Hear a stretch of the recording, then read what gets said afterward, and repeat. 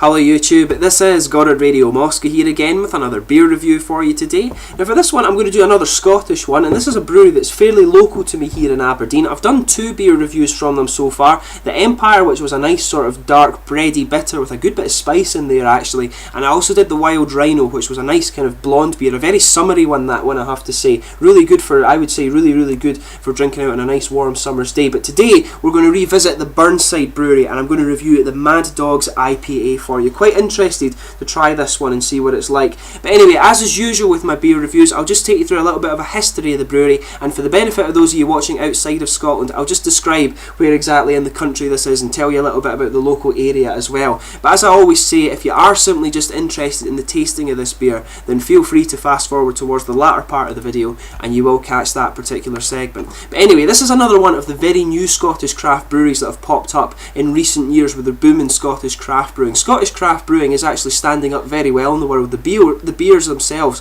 are doing very well in beer festivals worldwide, I have to say. But this brewery is from the little town of Laurencekirk in Aberdeenshire. It's almost halfway between the city of Aberdeen and the city of Dundee. Just so those of you watching outside of Scotland know exactly where we're talking about here, I always describe the country as looking a bit like a monster's head. So just in the northeast corner below the monster's tip of the nose, if you like, you have the city of Aberdeen, the oil capital of Europe, and where I study incidentally. And then if you go down towards the monster's mouth, on the upper lip of the monster's mouth, inland a little bit, if you follow the River Tay down, you have the city of Dundee. You go on to Perth down the River Tay, but you have the city of Dundee there, and then Laurencekirk is right bang in the middle of these two cities here, a little bit inland. You actually get a really nice train journey during daylight, of course, between these two cities, so check it out if you are visiting the country, I would say.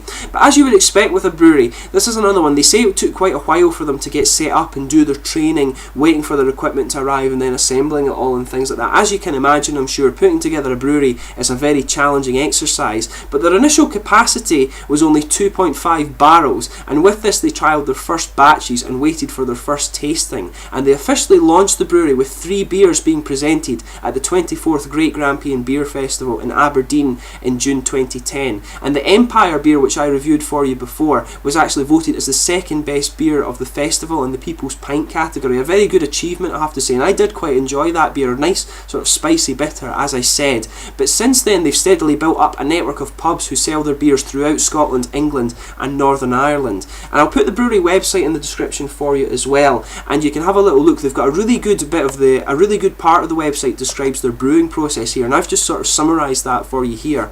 But first they have the mashing process that they do in the mash tun, and this converts the carbohydrates in the malted grains to sugars, and then they extract the liquid from this process. Now the grains are added to the water at a specific temperature, and they leave this to stand for a while to allow the conversion reaction to take place, and then they drain this liquid to a large copper kettle for boiling, and they boil it for about 2 hours there. And this is the stage where they add the hops to give the different flavours, and this essentially sterilises the liquid and allows them to remove the unwanted proteins more easily. Now after cooling, this is transferred to the fermentation vessel where the yeast is added, and this converts the extracted sugars to alcohol and carbon dioxide, and this also has an impact on the flavour of the beer. But this process has to be very well controlled, and it is regularly checked for the alcohol content that they want in the beers. But after this, the liquid is then chilled so that the yeast sinks to the bottom of the vessel before they transfer it to the conditioning or vessels or casks, and they just extract the yeast usually in this. But as I say, quite an interesting part on the brewery website there. It goes into it in more detail on that, so check that out if you are interested. But just to tell you a little bit about the other beers they produce, they're currently expanding their capacity to meet the current demand, but they have 6 regular beers. This is the 3 Bulls of the bitter ale, I believe that's a red labelled one. They have the Wild Rhino, which is the blonde beer.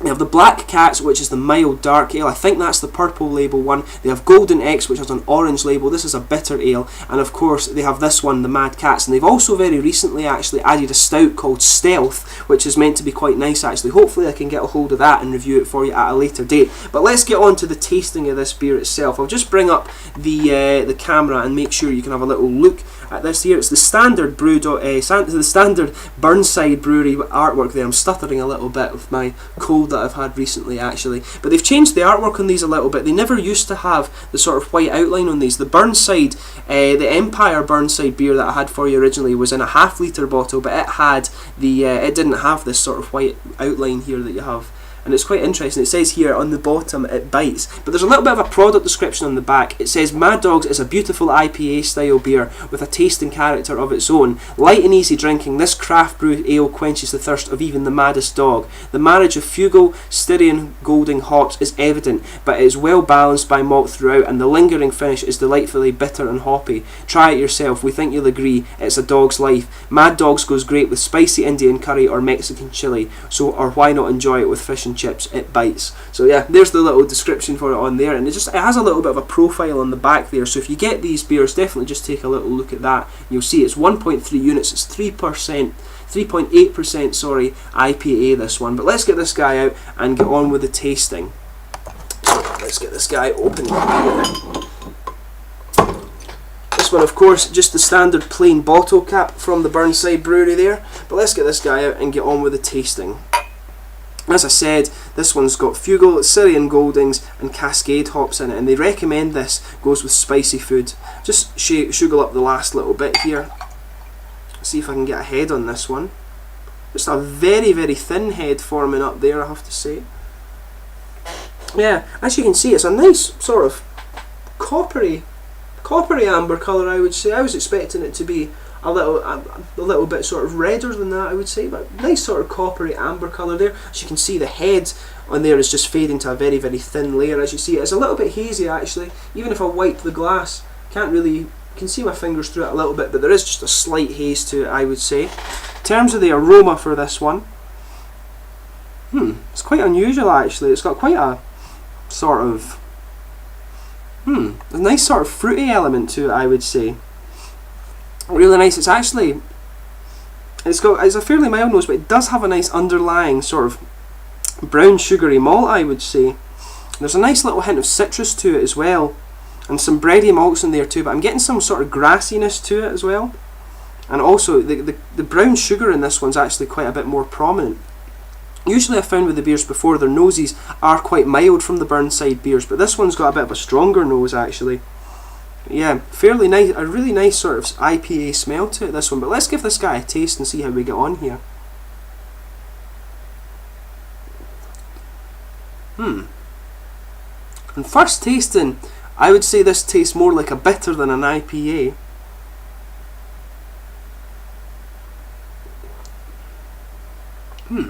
I'm actually getting a good bit of a woody taste and spicy taste to this one when I take it in.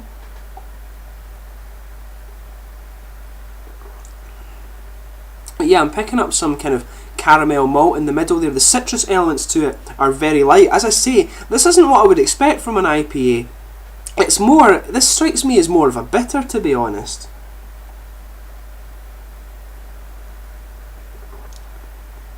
But yeah, as I say, opening up with a bit of a woody taste to it, with a little bit of spice, I would say, and that seems to be quite a common occurrence in the Burnside beers. They like a lot of their spice in the beers. I found that with the Empire. It had a really nice dose of spice with breadiness in there. Really, really nice that beer was. But yeah, I'm getting some kind of woody taste to this one. The citrus elements are very light, but I'm picking up sort of caramel malt in the middle, and there's a slight breadiness there as well, with that bit of spice in there. The spice is actually a bit more prominent as you have a few more sips of this.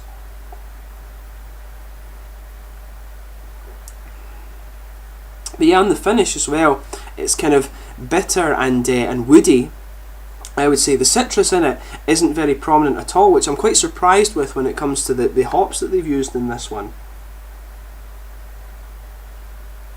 I would be expecting quite a bit of citrus to come out of the Cascade hop in this one. Maybe even some kind of grapefruit in there as well, but it's this one definitely strikes me as more of a bitter. In truth, I'm not sure why it's down as an IPA. It does strike me as more of a bitter, this one. But yeah, in terms of the body for this one, I would say it's very light bodied. It's quite mild in flavour actually, but there's a good bit of kind of bready spice in the middle there. Maybe just a little hint of caramel as well, just that I was picking up in the aroma. But it's a very, very light beer. As I say, I think this would suit being described as a bitter more than an IPA, to be honest. It's a fairly nice one, I have to say, but in terms of the mouthfeel of this one, very light bodied. quite mild in the flavour. There's a mild bit of carbonation. It comes in and smooths out as is the case with our other beers actually. Yeah, it comes in with a little bit of zippiness, and it just sort of fades away a little bit. And it's actually got a very, very wet mouthfeel. It's actually quite an easy drinking one. As I say, I'm just quite confused with this one as to why it's described as an IPA. To be honest, it does strike me as more of a bitter beer, this one. You expect a lot more fruitiness from an IPA, and this one is more of a kind of malty and sort of grassy beer, if you like. It's a nice one, and it has that nice woody spice in it, which makes it a little bit unique. It seems to be, if it's an IPA, it's a very, very unique take on an IPA, which is quite interesting, I would say.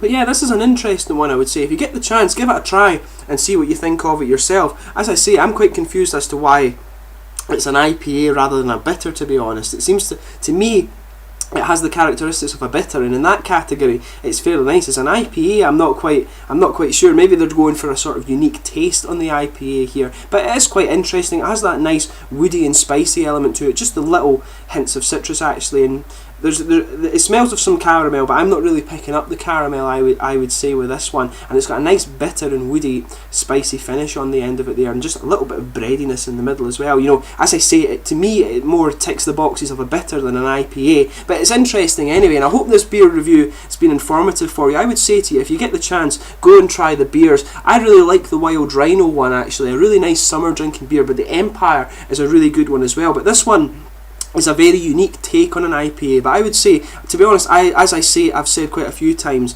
it does strike me as more of a bitter, this beer, but give it a try and see what you think. If you've tried it before, please let me know your own thoughts in the video description there. It's always interesting to hear that sort of thing on the video. Sorry, I was kind of like, but yeah, it's always interesting to hear your opinions on the beers, and please let me know that. But as I say, I hope the beer review's been informative. I'll be back soon with more beer reviews, and please always suggest beer to me to have a look at and try. I'm always interested in that. But as I say, I hope it's been informative. Please like, subscribe, share, all the usual YouTube stuff you've been watching. Goddard Radio Moscow, and I'll be back soon with another beer review. Cheers.